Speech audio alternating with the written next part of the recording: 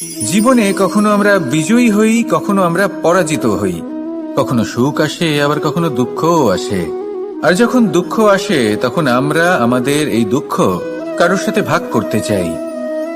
আমরা কারোর সাথে নিজের দুঃখ ভাগ করে নিই, আর সেই ব্যক্তি আমাদের দুঃখ নিয়ে উপহাস করে। তখন আমরা আরো দুঃখী হয়ে যাই। আমরা এই সংসারকে দোষ দিতে থাকি, কিন্তু এতে সংসারের কোনো দোষ নেই। ভুল আপনার যে আপনি কোনো কুপাত্রকে নির্বাচন করেছেন দুঃখ ভাগ করার জন্য।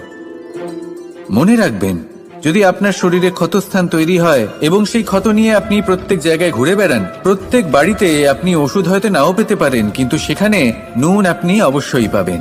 সেই জন্য যখনই দুঃখ পাবেন, শুধু সেই ব্যক্তিদের কথা মনে করুন যারা আপনার দুঃখ, আপনার যন্ত্রণাকে বুঝতে পারবে, যারা আপনার সহায় হবার জন্য প্রস্তুত।